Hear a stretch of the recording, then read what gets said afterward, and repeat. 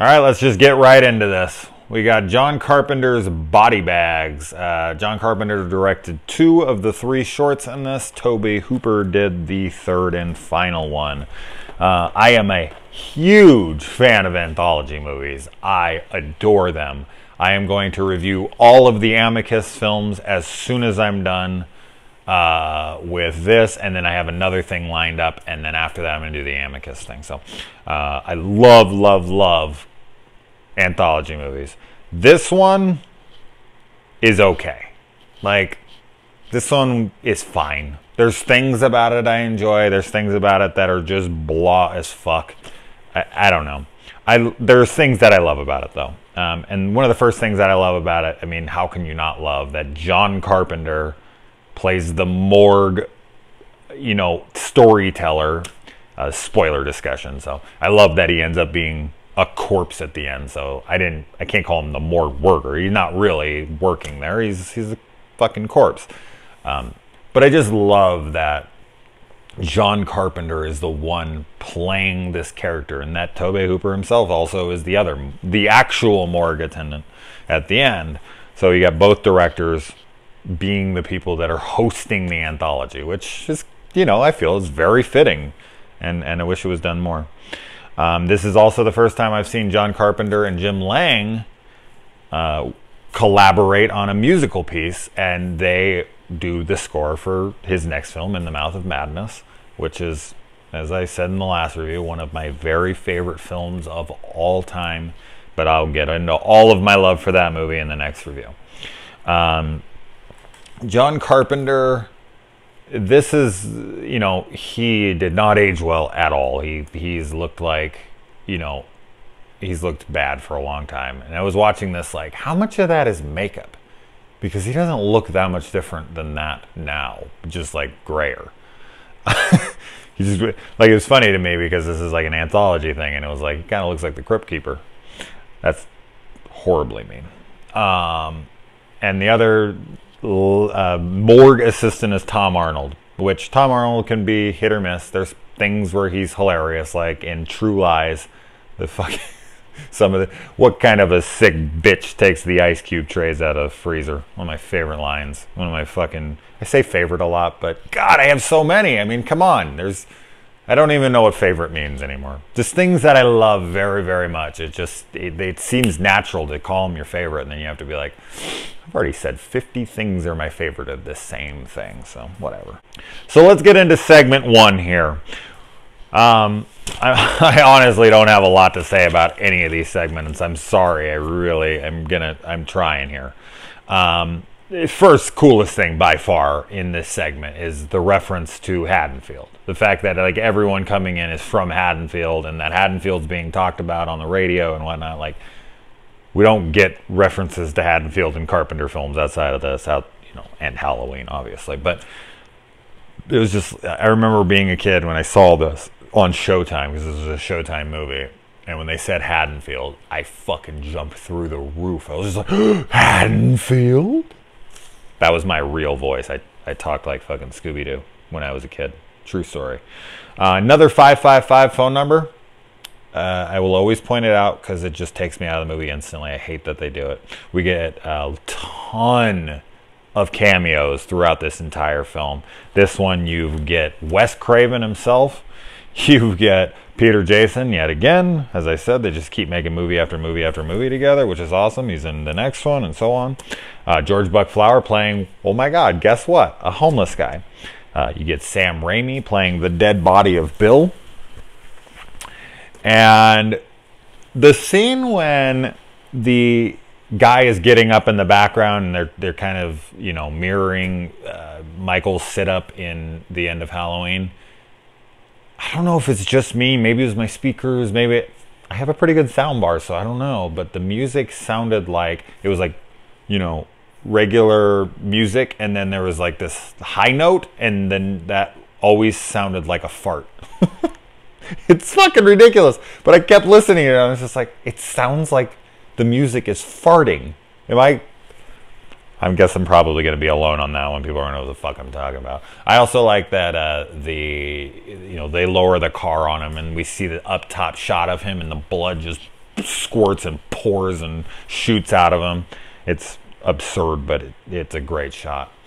Yeah, I mean, there's nothing really that exciting about this. Like Peter Jason's part where he says that he's like pissed over George Buckflower's homeless guy, and it's like, when you gotta go, you gotta go. Like, he's a fun character. Seeing Wes Craven was cool. I liked his little like pervy hitting on the college girl guy. There wasn't a lot of anything. Like the fact that the guy ended up being the guy, I like that. It was cool. Maybe because I remember that from the first time I watched it, that I wasn't all that wowed by it. But yeah, I mean, it's cool that like he already had her in there, which I guess just goes to show that he just wanted to fuck with her. Like the fact that he had her in there, like she could have came up and he would have just been like, all right, come on in, and just stabbed her to death and thrown her in the back and continued to be the gas station attendant for a while. But he purposely was like, all right, like here's the keys, sitting here, I'm gonna watch back here for a while, I'm gonna kill this homeless guy when he comes in, I'm gonna put his car, his body in the car, I'm gonna lure you out here to find the body, then I'm gonna chase you, then I'm gonna come through like he was doing it to fuck with her. Like he had this intention of just fucking with this girl. So yeah, that was pretty cool. Then moving on to segment 2, hair. Hair is a fun one. It's all about Stacy Keach. I mean, that's what makes this whole segment entertaining at all, is his performance. I mean, how can you not love Stacy Keach? The guy is absurd. I love him. He's always just a fun time, for sure. We also get David Wagner in this episode, or this segment, which he then is also in The Mouth of Madness, the guy who comes to interview Trent. And man, Stacy Keach, even before his hair, was pulling a beautiful lady there with Sheena Easton. I was like, what, that's your girlfriend? Damn, I thought he was like rich in this, and like, well, she's after him for his money. And I was like, no, this chick's just into this guy. Like, damn, Stacy, like, good for you. I love when he's looking at everyone who has hair and he's like super, pissed off and jealous. And one of the guys is Greg Nicotero from like Walking Dead. It's all the special effects. And then he looks down and there's this dog with flowing hair. That's another one that I just remembered so well when I had watched it many years ago. I haven't watched it in a long time. It's the first time I've ever watched my Shout Factory release. Great transfer. Humor in this is actually really good. I laughed a good amount throughout it. I do have to relate. Like, I have a very good head of hair. I probably never lose my hair, but I couldn't take it. If you haven't noticed, I'm very gray. I'm sure you've noticed. It's very apparent. But I've always said, like, I would way rather be gray than bald. So I couldn't handle losing my hair. I would probably act like as much of a baby as Stacy Keach is in this movie. I would die. Couldn't handle going bald, like full on, like, oh my God. So I totally can sympathize with him. I can't empathize, obviously, because I've never had any problems with that, but I can sympathize to the point where I'm like, if that happened to me, I'd be freaking the fuck out as well. I love that David Wagner's, the doctor character is just blatantly reading the cue cards in front of him. He's not even looking at the TV. After that, I bought the company. It reminds me, I don't know if they took it from this. It's around the same years. I want to see, UHF was first, I'm pretty sure. Yeah, but maybe a year or two. I don't know. I have to check that out, but I love the, in UHF, when he's the Spatula City, he's like, I love the company so, I loved it so much, I bought the company or whatever. It just reminded me of that heavily, and I love UHF so much.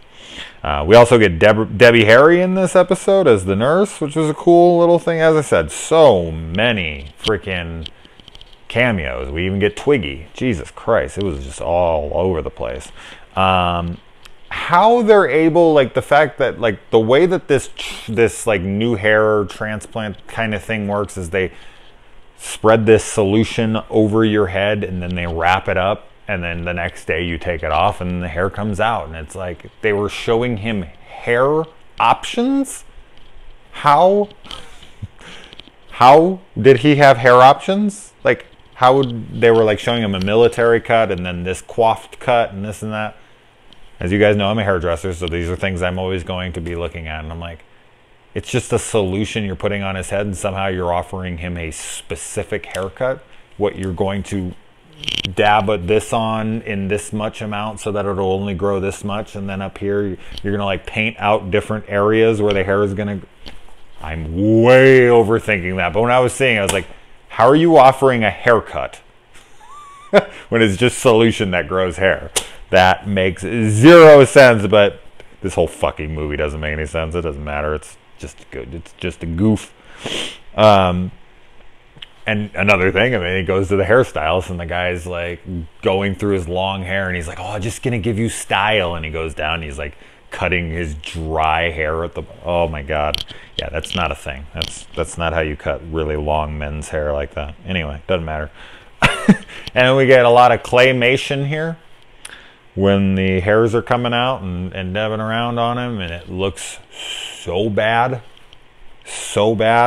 God, but it's still fun.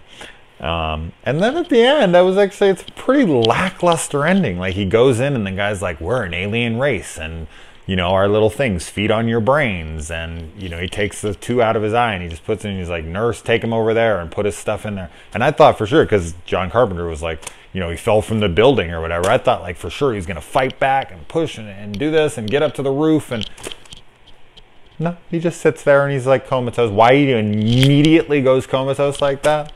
I guess they've been eating his brain, right? But like all of a sudden, like he was just bursting through the door 1 minute ago, fully aware, and somehow they ate away the rest of his brain that made him able to function. Like it gave him a little quick lobotomy. Yeah, it was just a very lackluster ending. I thought it would be a way funner ending. And third segment, I didn't remember Mark Hamill being in this at all. I have almost nothing written down here for this one. It is very generic. The only thing that I can really say about this episode is A, that Mark Hamill's really good in this. I thought his performance was solid. He has an accent, and I really liked him in this, but as I said, it's too generic. Number 2, you can clearly see Mark Hamill's balls, like full-on balls, when he's raping his wife, like dick and everything almost. Like you can see everything behind a Blu-ray. I don't know if that's what it was, but I was like, Jesus Christ. And it's clearly him. He like falls over and it's him. And I was like, wow, I just saw his dark side. And we also have the Bible quote that's like circled in blood from like, you know, fuck dude, Bible ain't my thing. Like if the right eye or something, pluck it from thee or whatever. I thought that was a cool thing to highlight. But yeah, no, man, I really don't have a ton to say about this one. It's so predictable, and it's been done with like body parts and all these different movies. So it's just, Mark Hamill's awesome, and I really liked seeing him. And you know, I like some of the flashback scenes when he's seeing like the dead body coming out of the ground and he's like fucking the corpse and all that. That looked pretty cool, but man, this was just such a generic ass one. And overall, this was just not a great anthology. Just, I would expect a fuckload more from John Carpenter, Tobe Hooper, and then Wes Craven was on set, and like all he says is just like, man, this should have rocked. But this is basically like the beginning of what would later become Masters of Horror because of Mick Garris. But they had already worked with Showtime here on this. All right, guys, I am done with that. Tomorrow we get to In the Mouth of Madness. I cannot wait. All right, guys.